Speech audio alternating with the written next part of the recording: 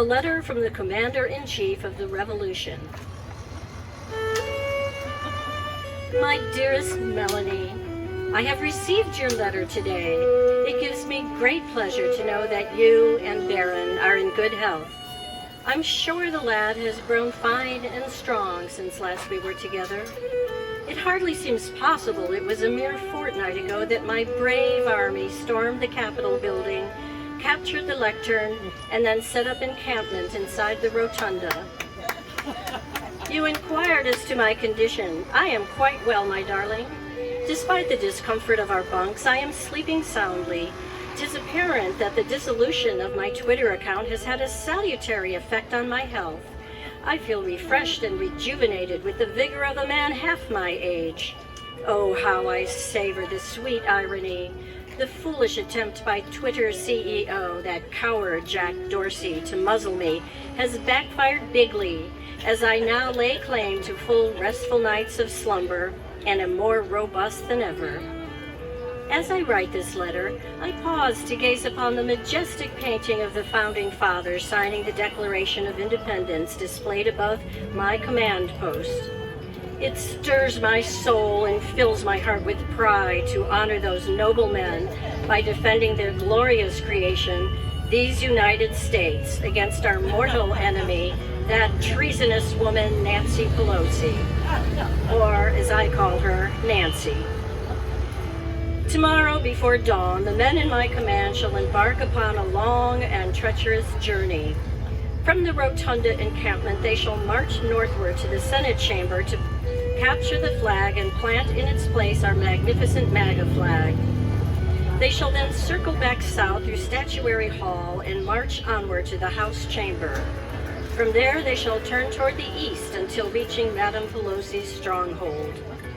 Once the troops arrive, their mission is to rifle through Madam Speaker's drawers, defecate on her chair, urinate on her carpet, expectorate into her pen and pencil cup, and masturbate into her potted plant. Pillaging office supplies shall be encouraged, as these writing implements, sticky notes, staplers, and other various desk accessories belong to we the people, paid for with our hard-earned tax money. The troops shall then begin the long trudge back to our encampment, perchance pausing at the gift shop along the way for souvenirs to commemorate this important day in history. Alas, there is a high probability that I shall be unable to accompany my battalion. Though I wish more than anything to march alongside these brave men, I am suffering with the most terrible pain from my heel spurs, which vexingly are acting up again after lo these many years. I shall be with them in spirit, however, and I have every confidence that these men will be ably led by my second-in-command, a loyal soldier of impeccable character, Field Officer Angeli. You have seen him on the news and remarked upon. You have seen him on the news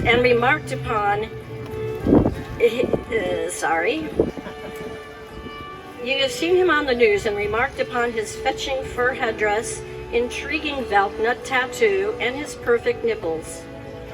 Indeed, I dare say you may be more than a little smitten. Enclosed herein, my darling Malaria, you will find $25, which I liberated from Mike Pence's desk drawer. Put it toward the necessary renovation work to your face. One more thing. It is most urgent that you send me another package as soon as you are able, as we are running dangerously low on both rations and supplies. We have been subsisting on little but hardtack without any ketchup. Please send a generous number of Big Macs and Diet Cokes. Also liquid bronzer. Astonishingly, there is nary a tanning bed in all the Capitol building. Just what is our tax money going to? Shaking my head. I miss you terribly, my fair and gentle wife, and cannot wait to be reunited with you and young Barrett once again. Pray for my safe return, my darling. Love always, XOXO, your commander.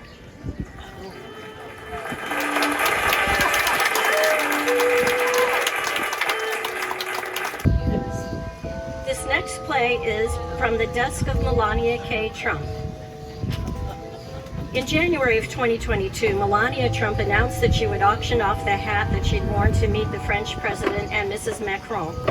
She also auctioned off the watercolor painting of herself wearing the hat, as well as an NFT of the painting. She claimed a portion of the proceeds would be donated to an organization that helps children who are aging out of foster care. She declined to say what percentage that would be. That was all true. Greetings, it's me, Melania, with end-of-year Christmas letter. I say Christmas, never holiday, because of terrible war on Christmas. I'm on side of Christmas always. War against Christmas is such terrible thing. Reminds me of Slovenian Independence War of 1991. I was a young girl just starting a career as porn model when war happened, making for a difficult start for me. But I pulled through and was a great success as model anyways. So proud of Donald I am for being first president ever to end war on Christmas. He's one of many big accomplishments as president. Why does not everybody love Christmas? I not understand. Especially Jewish people, since Christ was Jew himself. Why they not celebrate his birthday? Besides, Christmas is so much more nice than boring Hanukkah. What's with menorah?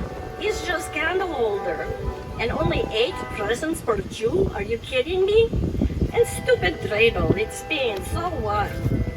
If we gave Baron dreidel for Christmas when little boy, he would have thrown it out the window.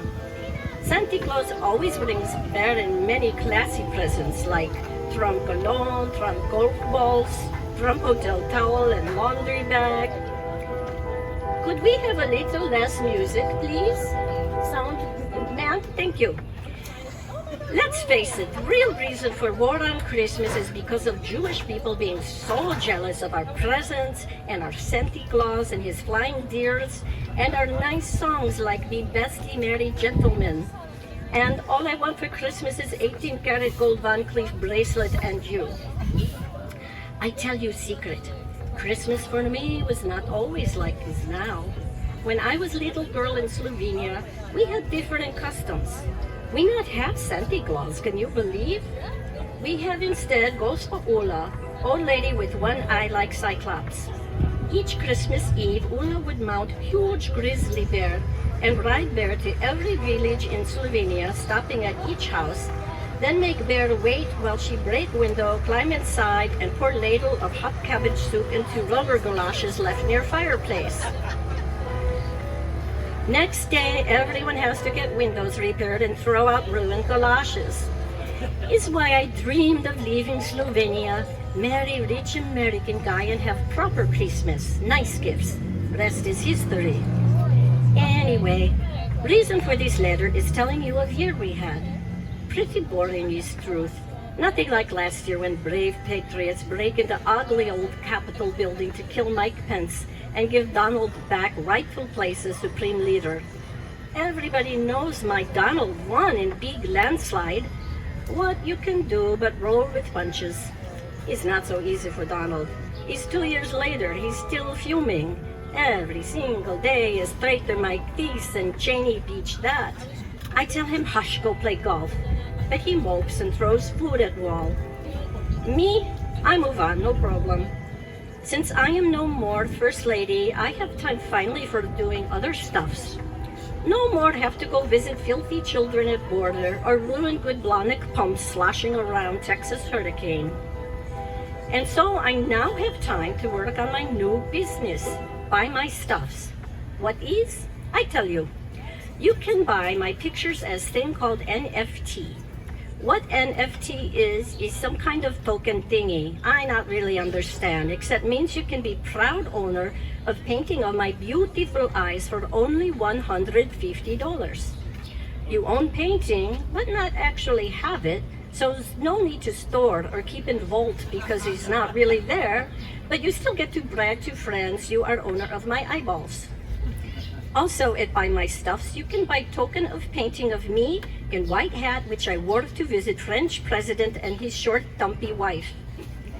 And one thing more, you can even buy my actual real hat. is in auction starting with $250,000. Be very valuable one day. Also in my auction, my famous I Really Don't Care jacket, my Christian Louboutin shoes, my nightie, my pantyhose, my undies, my Spanx, so much more. Just go to buymelaniastuffs.com to make bid. Go, right now, before all my stuff's gone. A portion of monies from sales will go to unfortunate foster care children to help them be best. How much portion? Who knows? I really don't care, do you? Anyway, we'll help get them on own 2 feet after too old for foster system. Maybe train girls to be sexy models like me, or boys to work selling Donald's Bibles. I don't know. We'll see. What else? Can't think. Okay, it's good for now. Bye. Melania.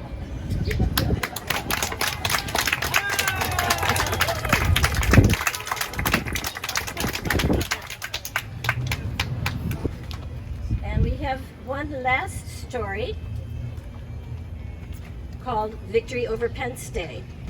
Inside the Capitol, 2 mahogany boxes containing the Electoral College votes were placed before Vice President Mike Pence. He was to preside over the final step in certifying the election results. Ordinarily an uneventful formality, on this day tension was running high. Vice President Pence had made it clear that he refused to follow the Supreme Leader's orders to throw out the election results and hand him the victory. Outside at the White House of Lipp's, an ever-growing crowd of fervent supporters gathered for the Stop the Steal rally. They excitedly waited for the Supreme Leader's speech. Now it is up to Congress to confront this egregious assault on our democracy. And after this, we're going to walk down, and I'll be there with you. We're going to walk down. We're going to walk down anyone you want, but I think right here we're going to walk down to the Capitol. And we're going to cheer on our brave senators and congressmen and women. And we're probably not going to be cheering so much for some of them.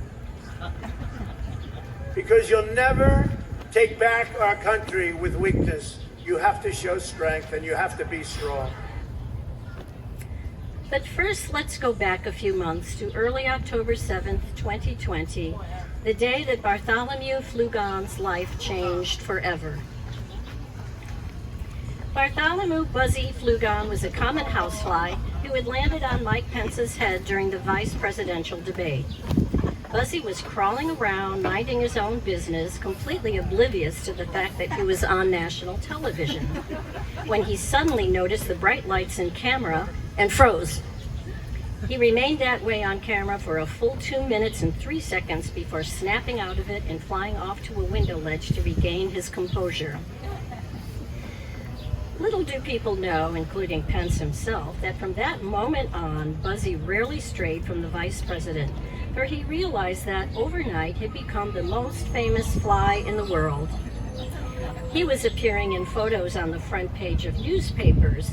He was the darling of late-night TV talk show. There were internet memes of him and clever cartoons. Everybody loved him. It thrilled him to his core to know how much joy he'd brought into people's lives. Buzzy also had to admit that he found that taste of fame intoxicating and craved more of the spotlight. Some accused him of having become a fame whore, but Buzzy didn't care. For the first time ever, his life had meaning, a higher purpose than just breeding and spreading pathogens. He figured he owed it to his many fans to appear in public with Pence wherever he could. To that end, he stayed close to the vice president, patiently awaiting his next chance to be on camera.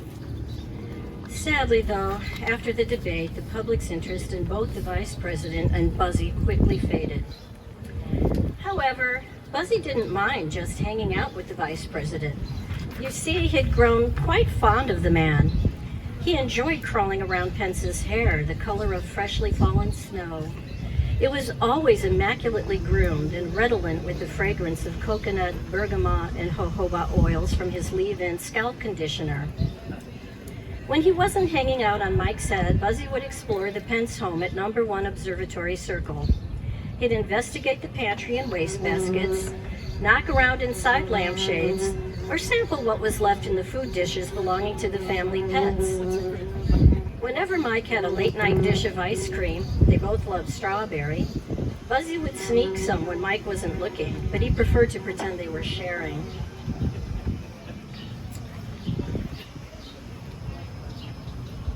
The lifespan of a housefly is tragically short, but Buzzy was determined to beat the odds and hold out until at least January 6th, the day his friend would certify the election results.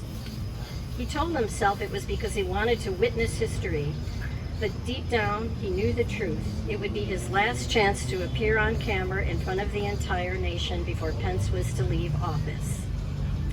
The big day was finally here. Buzzy had made it.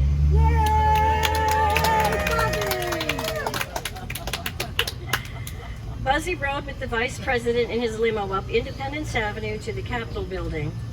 Though he'd been on this route many times before, this time Buzzy choked up a bit as the limo passed by the Lincoln Memorial, then the Washington Monument, and at last the Capitol reflecting pool before pulling up to the Capitol building's rear entrance. Once inside the Senate chamber, Buzzy discreetly crawled down to the edge of Mike's hairline for a clear view, then sat back and rubbed his forelegs together while waiting for the proceedings to begin. Outside at the rally, the Jumbotron screen finally filled with the Supreme Leader's orange visage. The crowd roared. "This is a very special day in our country's history," he began. "Today is a day that will live on in infirmity. It's the day we take back our country from the losers and haters who tried to steal our beautiful country from us. I asked Trader Mike to do one favor for me, one tiny favor. And did he? Did he do it?" "Boo!" shouted the protesters. "Our election was rigged by the radical leftists. They rigged the election. They rigged it like never before. You beautiful patriots, look at all of you. You're so beautiful. So much love. We're going to march down Pennsylvania Avenue. I'll be marching with you in spirit only because of my heel spurs, but I'll be with you still, believe me. Today we will make that history together, the best history, because you know what we have to do to save our democracy." "Hang Mike Pence," shouted the crowd. While the Supreme Leader prattled on, an impatient group headed off to the Capitol building, with more and more people joining them along the way. "We're going in," yelled one. All the while, the crowd continued to chant their rallying cry. "Hang Mike Pence! Hang Mike Pence!" A little while later, there was a sudden commotion inside the Capitol building, along with a sense of panic that Buzzy didn't understand. Capitol Police were swiftly ushering legislators out of the chamber. They seemed to be rattled. Buzzy was scared and confused. He sensed that the vice president needed to leave too. Why was Mike dilly-dallying? The vice president had gone to his office and was carefully gathering up an armload of items to take with him into lockdown. His framed family photos, his King James Bible, his lunchbox, his pocketbook of Psalms, his world's best vice president mug, his New Living Bible. An officer appeared in the doorway. "Mr. Vice President, you must come with us now," he said. "The protesters, they've breached the building." Just one sec, I'm looking for my American Standard Pocket Bible." "Mr. Vice President, forget about these things. It's urgent that we go, now." "Maybe it's in here," muttered Pence, rummaging through a desk drawer. "Now, Mr. Vice President, I mean it." But he had dawdled too long. Insurrectionists were in the hallway, hooting and hollering. Mike peeked out to take a look. A ruddy-faced man with a handlebar mustache spotted him and yelled, "Hey, there he is! There's Pence! Get him!" The mob rushed at the vice president. Buzzy flew over and tried to beat his wings against the mustache guy's eyeball, but a housefly is no match for a 300-pound male human who just brushed him off. A fellow named Wayne, dressed in paramilitary camo print jumpsuit, goggles, and combat boots, grabbed the vice president and held him in a chokehold, while another named Dwayne, sporting a gas mask and a furry pelt, sprayed Mike with pepper spray. Then another guy, by the name of Zane, yanked off the MAGA flag he'd been wearing as a cape and proceeded to tear it into long strips. Others joined in to help twist the strips into rope-like pieces, which Wayne, Dwayne, and Zane used to tie up the president's hands, knees, and feet.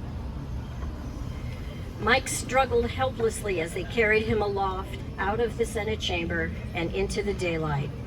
All the while, the rhythmic chanting of "Hang Mike Pence" hung in the air like an ominous drumbeat. Hang Mike Pence! Hang Mike Pence! The police officer who'd been trying to escort Pence to safety picked up the president's cell phone and called Karen.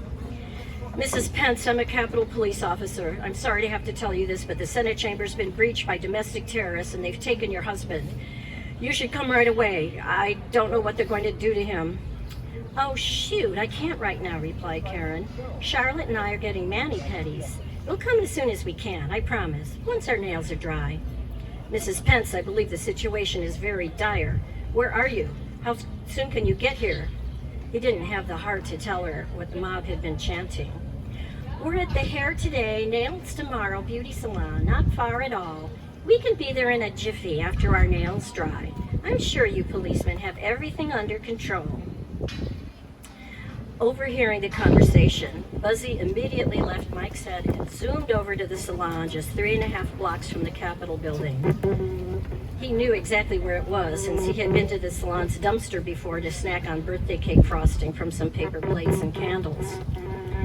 He arrived to find Karen and Charlotte browsing magazines while their toenails were drying. Flying in frantic circles around the two women, Buzzy shouted, "Come quick, Mike's in trouble. Those crazy MAGA idiots mean business for real." But all the two women could hear was, "Mom, do you think this dress would be cute on me?" asked Charlotte. "I'm not sure, honey. Yellow's not your color. You're awfully sallow." Now hysterical, Buzzy screamed at Karen, "Mrs. Pence, are your toenails really more important than your husband's life?" Then to Charlotte, "Or your father's? Go help Mike. Talk to those people. They'll listen to you." But all the women heard was, Buzzy started dive bombing, first Karen, then Charlotte. Flapping her hand at Buzzy, Charlotte said, "What's with this fly? So annoying." Buzzy landed on the tip of Charlotte's big toe and waved his front legs at her. "For the love of God, listen to me." "Gross," Charlotte said before flicking him off her foot. Woozy from the chemical odor of the nail polish, Buzzy flew unsteadily to the counter and stumbled around trying to get his bearings. Karen rolled up her magazine to give it a smack.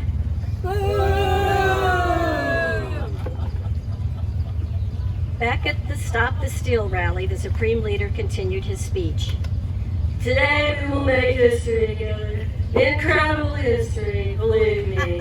Because you know what we're going to do. What we have to do to save our democracy." The protesters shouted, "Hang Mike Pence!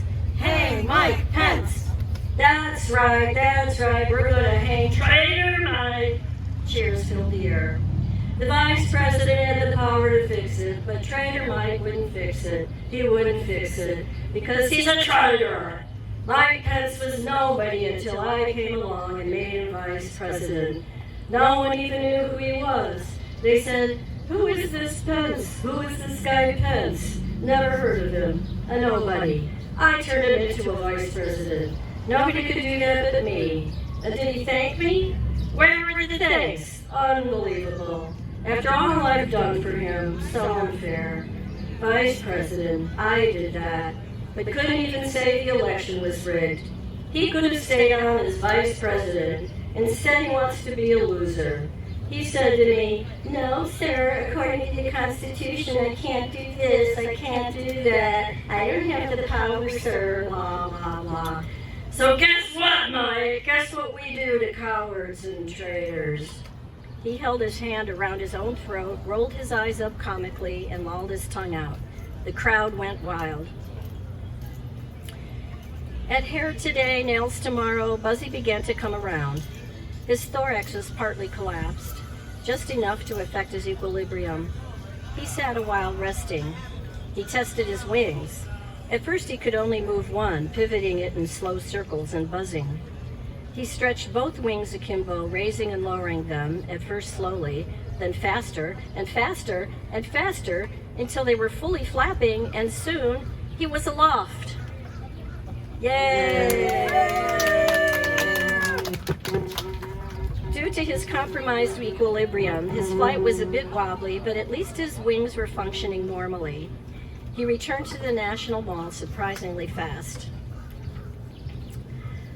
Bartholomew Flugon arrived just in time to see his friend's body being carried aloft by Dwayne, Wayne, and Zane toward a makeshift gallows. They rolled Mike onto the platform, then propped him up on a stool. Knowing that as a mere fly, there was nothing he could do, Buzzy flew onto Mike's head so he would at least be with his friend through this terrible ordeal forever, for whatever it was worth. He crawled down toward Mike's temple. "Hey," said Wayne, "look, it's that fly." "What the hell are you talking about?" said Zane. "That fly that was on TV. It was on Pence's head during the debate, remember?" "Yes, yes," shrieked Buzzy, "it's me. I've stayed with Mike this whole time. You got him all wrong. He cares deeply for his country. That's why he refused to throw the election. He loves God and family. His hair smells fantastic. Why are you doing this? Why?" Dwayne asked, "What makes you think that's the same fly that was on TV? I mean, what are the chances?" Wayne said, "Seriously, man, I recognize him. I know my flies. I have a PhD in entomology with an emphasis on houseflies. I worked as a medical entomologist for the Air Force for 8 years. Dwayne looked at him suspiciously. "Are you one of them educated elites?" "Used to be. I'm reformed. After my wife left me for another entomologist, one specializing in fireflies, I guess she found that more glamorous or something, I went into a tailspin. I started drinking, smoked weed, did coke, did meth, did oxy, did speedballs, lost my job, hit rock bottom, got sober, got saved, found God, found Jesus, found Fox, found Trump, found QAnon, and here I am," he grinned. "Now I work for myself, running my own business, America First Pest Control." "And so what if it is the same fly?" said Zane. "It's still just a fucking fly. Let's get on with this, man. We're making history." "Bzz, bzz, bzz. He's right. I'm famous," screamed Buzzy. "Don't kill Mike, please. He's my friend. Come on, the Supreme Leader's counting on us," said Dwayne. "Let's do this." He was about to swat Buzzy off Pence's head. "Hey, where'd he go?" Buzzy had crawled as deep as he could into Pence's hair and hung tight. He could smell Mike's fear along with that divine scalp conditioner. "What's Trump doing?" said Zane, looking around. "He ought to see this. It's the big moment." "Still gabbing up there on the screen," answered Dwayne. "Hey, Trump," he waved his arms. "It's happening, man." The Supreme Leader rambled on. "The states didn't want to recertify. All the vice president needed to do was send it back to the states to recertify, and we become president, and you are the happiest people. But Mike, he didn't come through for us. Unbelievable. He's a traitor to our great country, the best country that ever lived. So, what are we going to do with traitor Mike? What do you think we should do? What should we do?" Hey, Mike Pence! Hey, Mike Pence! The Supreme Leader grinned and moved his arms as if conducting an orchestra. That's right, it's your duty as patriots. This crowd's unbelievable. The love I'm feeling, so much love. We will take back our country and no one will ever take it away from me again. I'll be your Supreme Leader forever, and no one can ever again take that away from me. Thanks to you beautiful patriots, you're very special. Pence, who had up until now remained eerily composed, began to panic as the reality of his situation sunk in. There he was, standing on a stool, now with a noose around his neck, watching the Supreme Leader's enormous orange face on the Jumbotron, ordering his faithful to actually, literally, kill him. Me, thought Mike, after all that nonsense I took from him, the humiliation, vouching for him, covering his big fat fanny, humoring him as he pretended to be a God-fearing man when I knew darn well he was breaking the sixth commandment with porn stars yet, and probably the ninth one, knowing him, and I've heard him break number 2, over and over in fact, and I'm pretty sure he broke number 7, but did I say anything? And number 1, oh boy, he put himself right in the middle of that one. And now he's going to break thou shalt not kill, but he thinks the Lord won't notice because he's making these poor fools do the killing for him, and so my blood will be on their hands, not his. And oh my gosh, they're actually going to do it. Just then, Mike saw Karen trying to fight her way through the angry mob toward him, but she was grabbed and held back by a pair of camo-clad Proud Boys. "Let me go," she snarled at them. "Ah, let her go," said another guy close by. "It ain't her fault her husband's a traitor and a pussy." They loosened their grip and Karen wriggled free. Upon seeing her husband propped up on the gallows, she waved her hand in the air and cried, "Mike! Mike!" "Mother!" he cried back. "Mike, look at my nails. It's your favorite color, the one you picked out. Whisper pink." She said, choking back tears. "You'll be okay, honey. I'm here." "It's all right, Karen. I'm at peace. I'm ready. I'm ready to come home to the Lord." "You're ready, are you?" said Zane. "Well, all right then. Let's get on with it." Pence closed his eyes and spoke his very last words.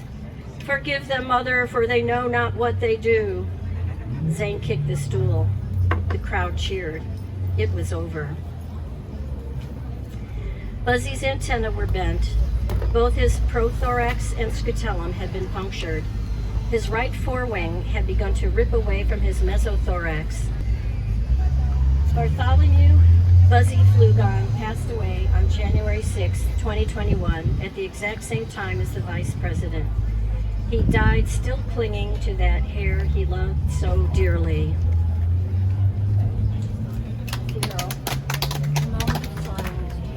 Silence.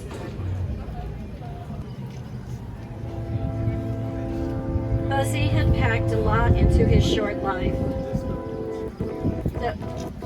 Though it may seem short to us, at 3 times the average fly's lifespan, it was actually a remarkably long one. He spent his last moments on Earth reflecting on what an adventurous journey it had been. He'd experienced both great joys and deep sorrows, beyond what most houseflies could ever even begin to imagine. He'd formed a deep and lasting bond, if only one-sided, with someone he knew in his heart to be a great man. Word spread quickly through Washington's housefly community. Thousands, perhaps millions, of flies immediately gathered at the gallows to pay tribute to the most famous and beloved member of their species. They gingerly unfastened Buzzy's body from Mike Pence's hair, then carried him aloft up into the stratosphere until his spirit jettisoned its mortal shell and floated straight to heaven. They waved their forelegs at the tiny beam of light as it passed through the pearly gates. Then they flew back down to Earth to swarm the Vice President's earthly remains. As with Buzzy, Mike's spirit cast off its physical manifestation. But instead of hurrying off to his afterlife, Mike's spirit paused a while, hovering over the scene below. The pandemonium he observed horrified him. The yelling, the guttural war cries, the pounding of chests, the celebratory blasts of weapons into the air. On the Jumbotron, the rioters' supreme leader clapped, punched his fist in the air, and gave 2 thumbs up before rushing off stage and stuffing himself into a limo, which whisked him right away. Dwayne, Wayne, and Zane were lifted aloft as heroes and passed around overhead through the crowd. To Mike's spirit, it resembled a mosh pit in the 7th circle of hell. "I'm ready, Lord. I can hear Gabriel's horn. Hallelujah, I'm coming home. Yippee!" Mike's spirit zoomed off to limbo, where it resides to this day, since God still can't quite decide what to do with him. Epilogue. Look at this crowd, just tremendous. But the fake news media, they'll say it was the smallest crowd. I can see it must be 1 million, at least 2 million, maybe more. They won't tell you that. But now, with Mike and all the other traitors out of the way, I will be made supreme leader for life. And I'll get rid of all the fake news media for good, believe me. Also, on day one, I'll free all the patriots who were wrongfully imprisoned for saving our country on January 6th. And I'll pardon myself and be cleared of all the phony charges against me, because I can do that, you know, and I will. And Attorney General Rudy Giuliani, he will send all the losers and haters to prison for good, including the 2 no-talent women who made this overrated so-called puppet show. It's a disgrace. Such nasty women. Unbelievable. See you in November when we'll make America greater than ever before. And when I say we, I mean me, because only I can do that. Believe me.